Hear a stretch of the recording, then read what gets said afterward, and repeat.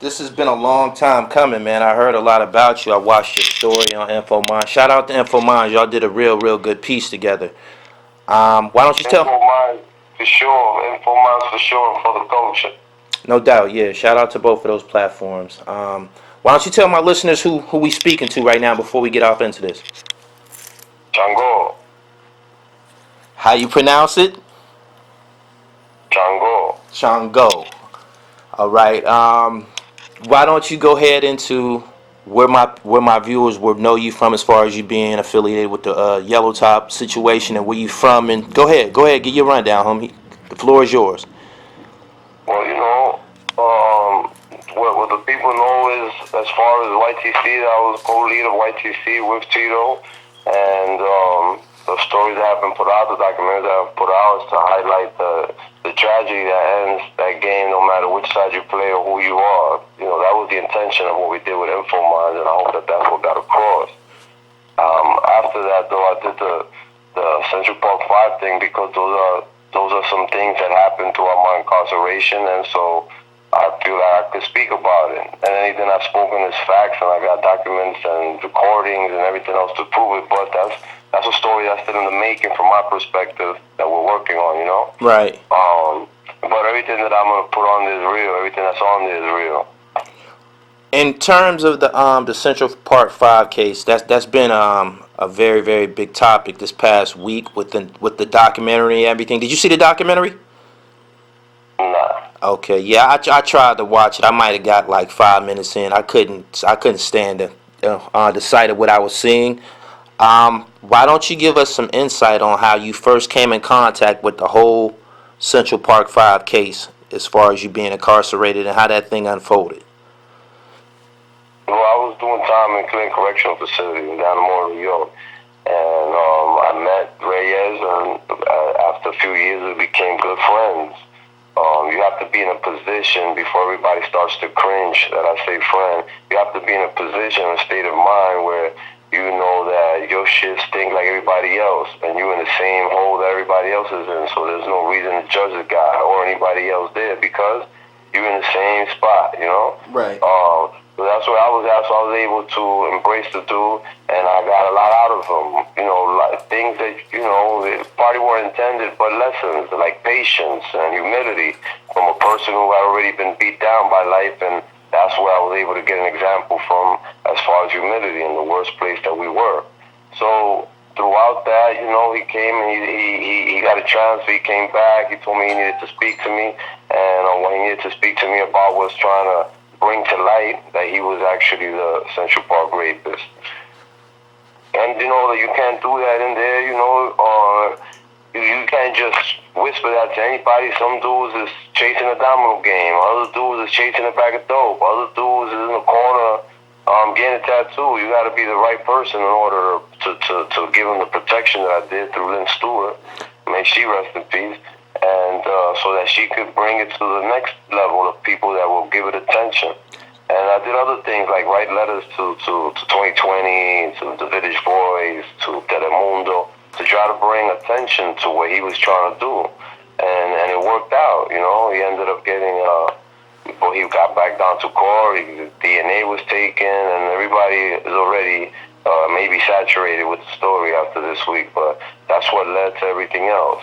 So you gotta be able to be a person that knows either how to make moves or to see moves in order to appreciate what that would take within the jail, within a prison wall. Right. So not to get lost in this whole situation. In totality, you met the guy who was actually responsible for that situation? Yes. Prior to meeting him, was you aware of the Central Park 5 case? Like, did you go through the tombs or Rikers Island with any of them, or were you already down?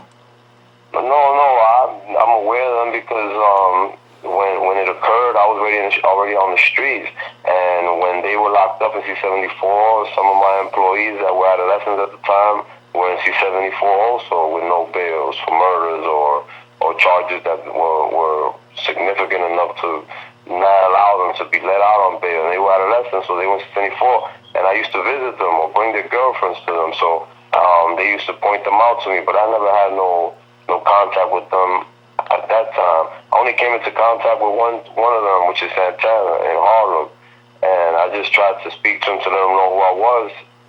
This was maybe probably four years ago or 5 years ago. But he wasn't trying to give me the respect to stop and listen to what I was saying. He just kept walking, and I just in the most humble way that I could, just try to keep talking while I'm walking. But it's not a good feeling, So I just said, never mind, brother. Maybe you hear about me down the line, and I turned around and left. That's the only time, and the only time that I have spoken to any of them. Right. I'm pretty sure they very familiar with who the fuck you is now. Well, they know because there's been different females that I know that they wanted to help however they could, so they decided to contact them for me, and but they didn't get no rhythm. They didn't get. I think Yusuf answered one of them and said he lives too far for any possible meeting between us. Hilarious. And then Santana sent another female like 5 emojis of a fist. Are you fucking serious? They start playing with you with emojis and shit like that? Well, it wasn't with me, like I said, and I didn't even know that she was doing that. So she told me after the fact, and she was just trying to look out, Right. She tried to take it upon her own hands to try. But I found it.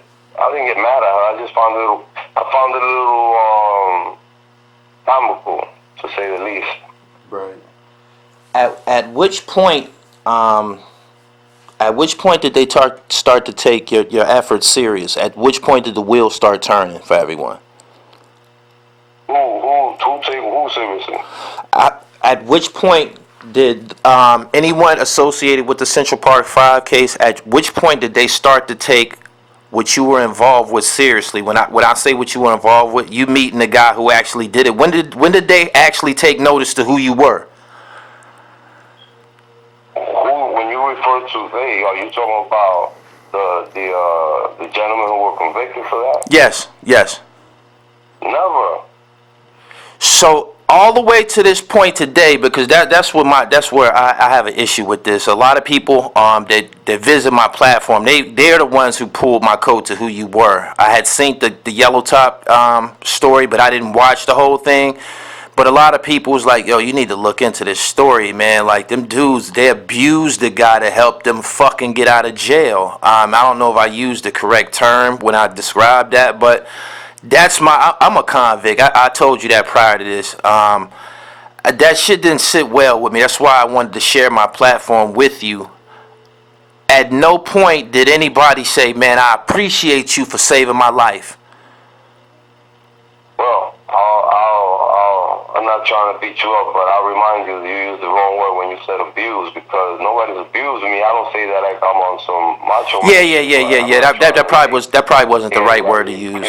Disrespect. Anyway, I understand what you're saying. No, nobody has ever not. I don't. Listen, my brother. If you have to solicit a thank you from somebody, do you really want to thank you? Hell no. If you have to solicit an apology from somebody, not that anybody owes me one, I'm just trying to give you two separate examples so that different people may see the correlation. So you don't want an apology from me, right? If you have to ask me for it, because I should know if I did wrong to you. Just like you shouldn't have to solicit a thank you from me if you are the recipient of any kind of generosity that I have sent your way. But in this case, this is already I would be embarrassed already to expect anything, because this is already old news. This is new news to everybody else, but this is old news to me because I started these efforts years ago. If you look at one of those things, one of those exhibits I sent you, I was writing about the story before it happened because I was with the guy, and as soon as he started telling me, I'm a guy that thinks about making moves, so I started writing a script, and that's all documented. That's how my name became involved, because other inmates started saying that we were making some plans to escape, or we were making plans to try to get a fake lawsuit in the system, and so that brought IG, Inspector General. And then they searching for these notes, and I had them shit hidden in the law library. And it's not really notes, it was the script that I was writing. So, all this started way back then. On any interviews, any memos that I've made available, my interviews started long back then. So I already knew what I'm helping with, and what I'm helping with is an infamous thing in New York City. Right. So I've always known the magnitude of it. So from the door, you started putting together the story. You was on hustler time from the door. Yeah, well, I feel a little hesitant to say that because, yeah, so that's what I was doing. I was trying to be the first one with the story, but Yeah. I don't really know no other way to put that because I don't know no other way to think. Nah, man. Nah. You discovered it. That's your fucking story. I don't see no violation in that. I mean, some of the things that you did actually did help them get the fuck out of jail, whether they want to acknowledge it or not. So fuck what you did, my nigga. We appreciate you and shit. You know what I'm saying? And let's talk about the project. Is the project still in order? Are you still trying to put out a film or a documentary on everything that went down? Yeah. I'm shopping a few projects and we got some respectable Hollywood producers that are involved. They're attached to the project. Right now, we're just trying to find the right color, black or brown director that's popping. To tell the story, to better tell the story, so that one way or the other, he has it in his veins, he or she. Yeah. He said black or brown. You said you gonna keep this. You gonna keep this on the block this time. I'm trying to. I'm trying to. I'm trying to do different things. That could benefit us. Right. One way or the other. One way or the other. I wanna revisit your platform and talk about the success of the joint or the making of it. Yeah. So I'm trying to keep that network open like that in order to succeed at that. My my story's really not their story. My story is of a dude that already knows he's been drenched in blood. He's done everything bad that he could do. I'm talking about me, and that now what I wanted to do was good. I've helped people inside. I've helped people on the outside. Right. But as you know, people just try to hold your nose to the bad that you've done, never expecting you to evolve. But I transcend, so I'm not stuck at where I was.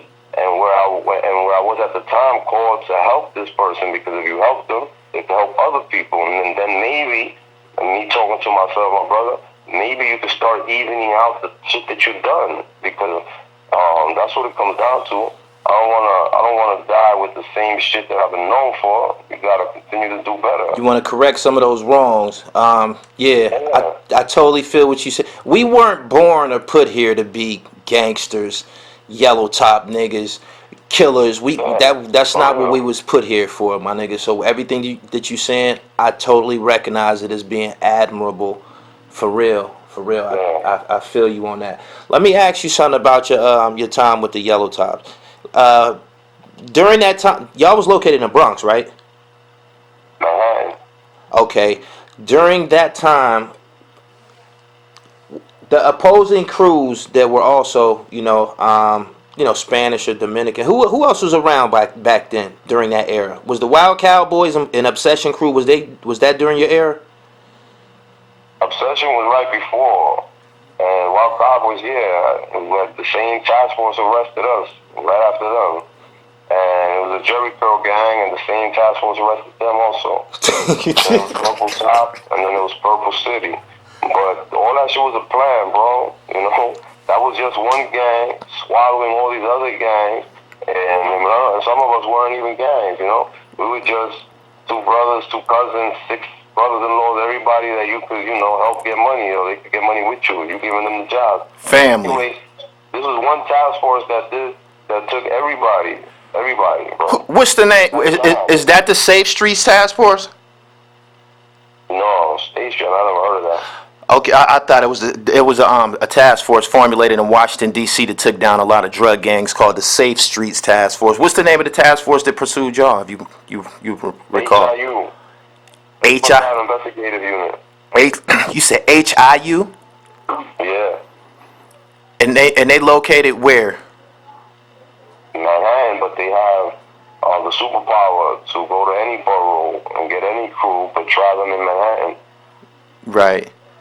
I see you said There's strategy to all of that because black and brown people have fairer trials in Brooklyn or the Bronx simply because of the demographics.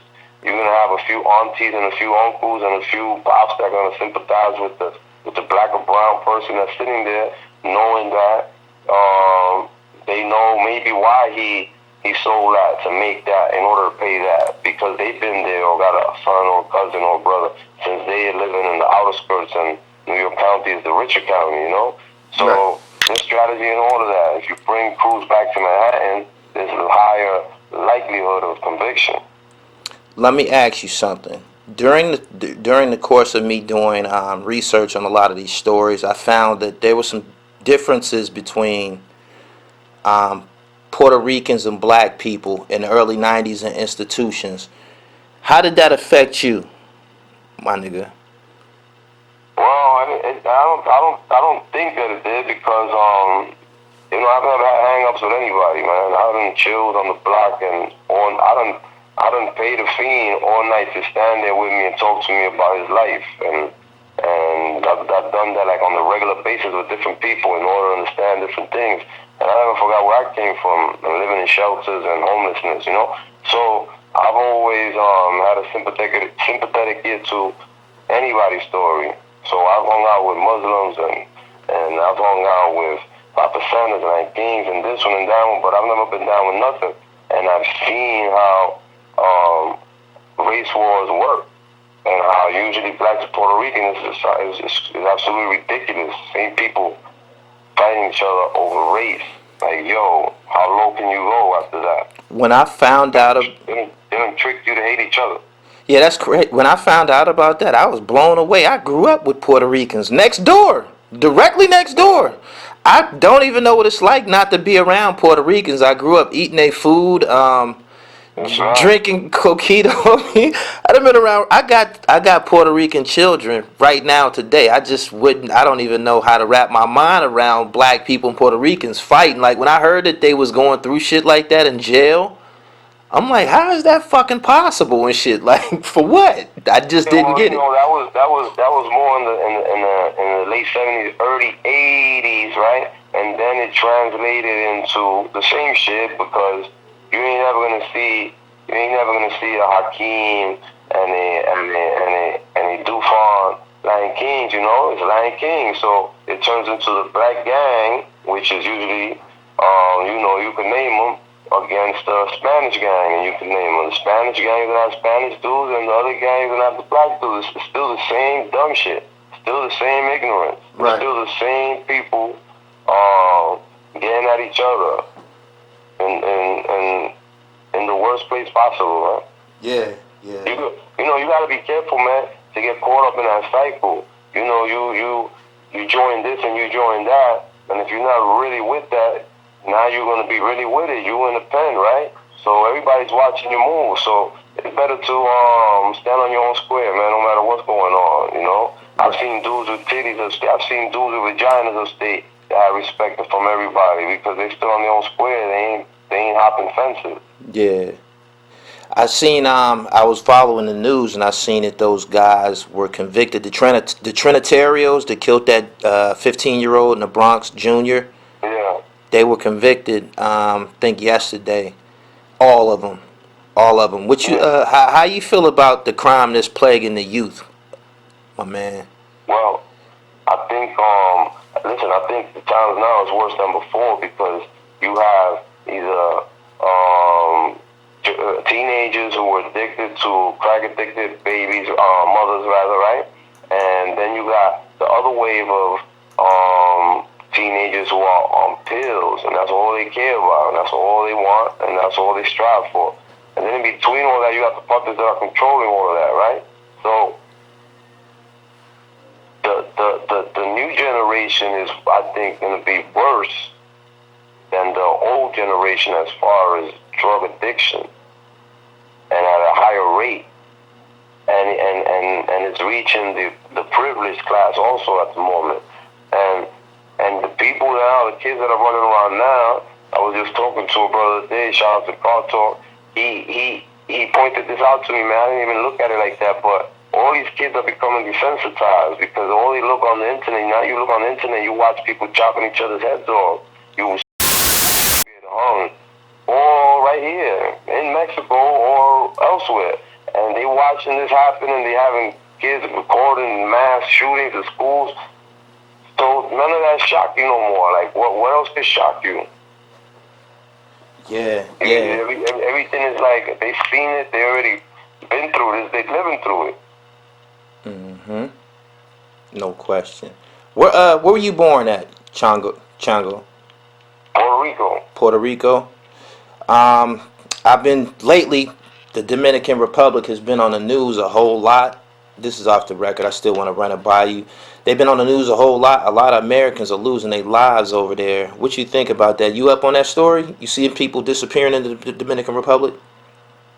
Yeah, man. I've been looking at it like the Bermuda Triangle for a minute, because a lot of couples are ending up with the same fate, and a lot of liquor poisoning because a lot of bootleg liquor.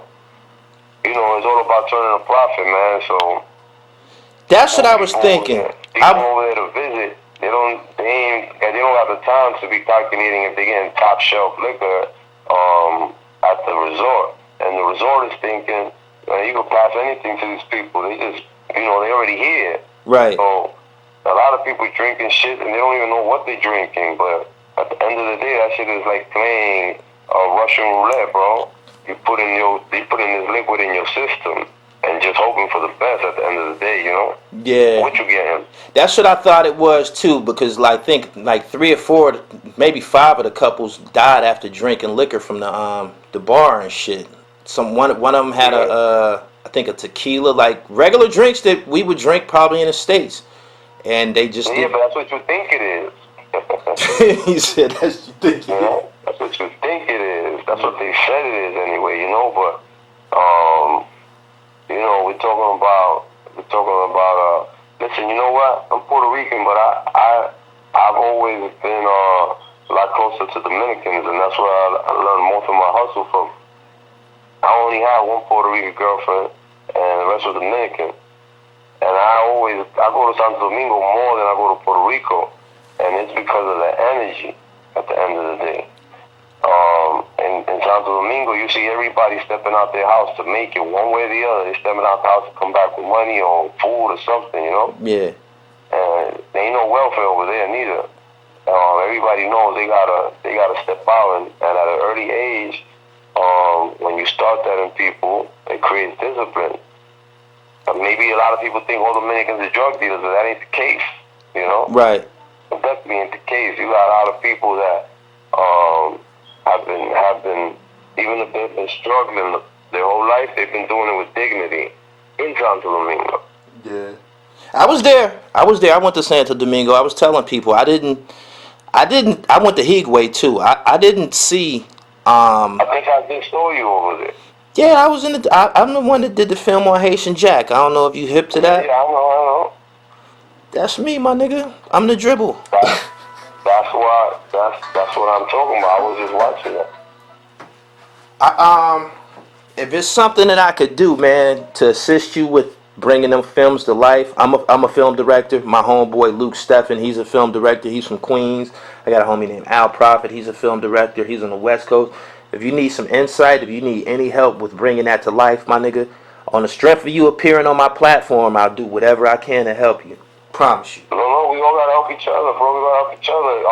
Right now, you're in the making to be who you're gonna be, and so am I. But it's the same field, and so is Timbo. Shout out to For the Culture. So is Jay. Shout out to Infomind. So we the same guys that could be having a meeting 5 years from now with a bigger project. If you believe that, I believe that. That's what I'm trying to do. That's what I'm striving for. I believe it too. I really do, man. I'm looking forward to seeing that film. I'm really looking. I hope I can stomach yours a little bit more than I tried to watch that joint on Netflix. I grew up in institutions. I grew up being interrogated and shit like that. When I seen them little boys being interrogated like that, I seen myself, and I immediately became enraged because I'm not eating no fucking rape case. You had people saying, when they was young and this and that. Man, I've been taught right from wrong. I'm not eating no fucking sexual assault case for nothing. Straight up. If I didn't do it, hell no. I can't even wrap my mind around that at all. Yeah, I hear you, man. I mean, I'm sure most of us feel that way. You know, they were young, so who knows? You know, you gotta be there. You know, there was a lot of intimidation and manipulation going on with them. And the truth is, they're not street people, so maybe they didn't have that. They didn't even have that awareness as far as don't trust the police. Yeah. And a lot of people, a lot of people have made the same mistake they have made. You know, they just don't get no light. There's a lot of people that are in prison innocently. I know a brother named Michael Robinson, man. The victim kept pointing out his lawyer as the person that she saw kill somebody. You know she then they found out she had bifocals that she wasn't wearing, and he still got convicted. So at the end of the day in the courtroom, you know what works, bro? Who tells the best story, man? That's what it boils down to. Oh my Who tells the goodness. best story? That's it. Damn, that sounds so harsh, but it's real, very real. Oh my goodness. It's a platform. And whomever tells the best story, that's who wins. And if your lawyer got 30 other cases and he ain't really been paying attention to yours, or if he was drinking all night the day before, all of that exists and all that has happened in all them bullpens and all them courtrooms. Is it Everybody's just trying to save themselves, bro. right? Is everybody from the YTC case home? All your co-defendants? No. Is people that got life out of that case? Yeah. Damn, man. They got to do something about these laws. Man. They burying minorities, man, for a lot of shit that they're making legal now. They legalizing marijuana. You got people still in jail from yesteryear for 50 pounds and shit like that. That shit's crazy. Well, that all got to change now because they changing it. And since they changing it, they got to change that too. Since they changing, what I'm trying to say, since they changing the laws and now making already projected billions of dollars, right? They also have to change that part, and they have started to. But it's like the liquor, bro. It was bad until they could make money out of it. Right. And now the same thing. And you know what? The people, this might sound funny to you, but all the pioneers of the marijuana trade who were considered bandits now will definitely be locked out of the legal side of the business because many of them have criminal records. Convictions. And now you're ineligible for a license. Right. Of the same craft that you probably created and your family created 40, 50, 60, who knows how many years ago, Yeah. That's a hypothetical example, but what I'm trying to say is that the people who started doing it illegally and got punished for it now cannot benefit from the legal aspect of the trade that they learned to do. How much time did you serve total on that Yellow Top case? 15 years. 15. During you was in all maxes the whole time you was down. Yeah. During the time that you were serving that 15 years in those max prisons, were you incarcerated with any other high profile street figures, gangsters from New York City? Everybody's a gangster in prison. You don't know that? Well, yeah, I was with different people, man. I was with some of the most infamous people, as you know, I was a little dirty bastard, but I was also with an FBI agent who was responsible for surveilling John Gotti, and he was in there with about 40 counts of pedophilia. He maintained his innocence, and he had thousands of different people in the law and cops and different people signing petitions for him. And his story was that he got fed up because he blew a whistle on the CIA and other people. I don't know if if that's true or not. And they put a pedophile tag on With him. him anyway, I dealt with everybody. And he had a All of us. He had a pedophile. He had a pedophile tag on him. Yeah. He's a military dude, and there's been books written on him and about him. Yeah, big case, He stuck to his guns. He said that, he said it was him and 4 other dudes that blew the whistle, and the other 3 dudes are dead. And his punishment is that they railroaded him. He was offered a 2 to 4 because, as everybody would know, the minute you take any time for anything like that, your word is gone after that. So they just needed to smear him, and since you wouldn't take the 2 to 4, he ended up with everything. So, but he was a very smart dude. You can learn from everybody, man. You can learn from everybody. You can learn from your enemies. You can learn from Dan Rooster. You can learn from everything around you. So that's what I try to do. Everybody has something to offer. What type of? Well, sometimes the people that have those tags don't really add up. Well, those tags are put on by other people that have their own tags on them, True. So you could rob yourself of knowledge or experience by going along with somebody else's opinion or somebody else's tag. You know what? If you were dying or choking in a mess hall and that's the only guy that could bring you back to life, you're not gonna care that what tag he got on him. Not at all. You're gonna care that he saved your life. Yeah. At the end of the day, And then that's when your maturity level is gonna decide, okay, now I understand I gotta not be judgmental and I gotta respect everybody no matter who they are. But it shouldn't take that in order for you to know that, because you shouldn't have an epiphany suddenly with a life situation where you think you're gonna lose it. You should just know. We all got heartbeats, bro. Right. Everybody. Was you was in population with Old Dirty Bastard? Was he was in population? No, it was an APPU in Clinton for high profile cases. Oh, that's like administrative custody, basically. Basically, yeah. Oh, okay. How long was y'all detained together? He was only doing a 2 to 4. He was only up there about 7, 8, 9 months, and then he left. Oh, okay. Wow. Damn. I pretty much shot my load, man. You answered the questions that I needed answered. I was told that the way that it was presented to me, they was like, you need to get Chango on the show. Those guys, them Central Park guys, they free now. They got $41 million. They ain't paid no homage to a guy who helped them get out of jail. I wasn't feeling that shit, my nigga, so that's why I reached out to you. It wasn't to uncover no bad blood between you and those guys. It was just to share my platform with you. No, I don't have no bad blood with them, and they don't owe me nothing.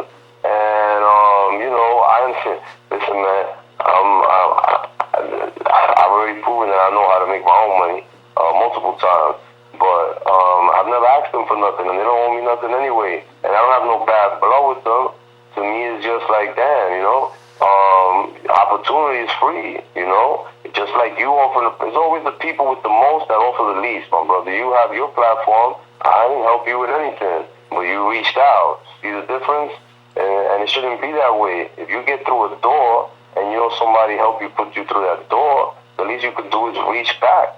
You could ask if I want a job, if whatever, whomever, whatever, you know what I'm saying?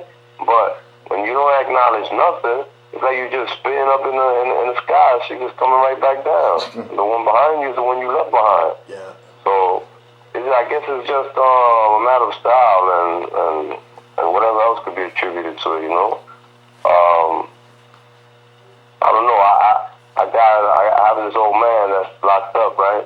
He got 28 in. I was hoping that he would have made his board. He didn't make his last board. So I visit him. I visit different people. Corey Jackson. Shout out to Corey Jackson in Shawanga. So I visit different people. I visit this old man because I met him up there. He's the one that introduced me to half the people that were in Clinton when I got there. And I only visit him, and I only drop his commissary because he was a good person to me while we were up there. You can't forget the people that do good for you, man, because then you become one of the people that you used to talk about that forgot about you. Mm-hmm. The point, it don't take much to brighten somebody's day, bro. I've made a difference in people's lives in a maximum security yard by just sharing an ice cream with a motherfucker that didn't get his ice cream that day, and it was hot as fuck, and he wanted an ice cream. Shit only cost $2. Here you go, I bought two of them, and he was happy forever after that. So if we just share a little what we got with the next guy, everybody have a little more, and the more you give, the more you receive. Anyway, I've noticed that my entire life. So I'm always willing to give, bro. That's the cycle. Everything for you never works, you know?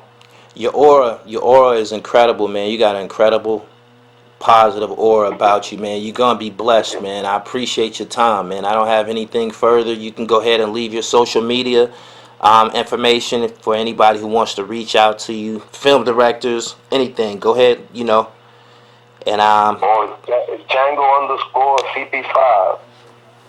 Chango_CP5. I can't believe I'm saying that. I never had social media until a month ago, my brother.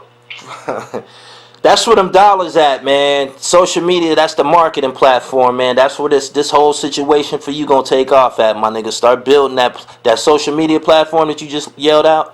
That's your lifeblood to this whole project that you trying to get to the streets, my nigga. You're gonna meet all the directors, all the film guys, everybody with talent is on Instagram. So, you know, welcome to the World Wide Web, man. And again, I appreciate you. Straight up. Yeah.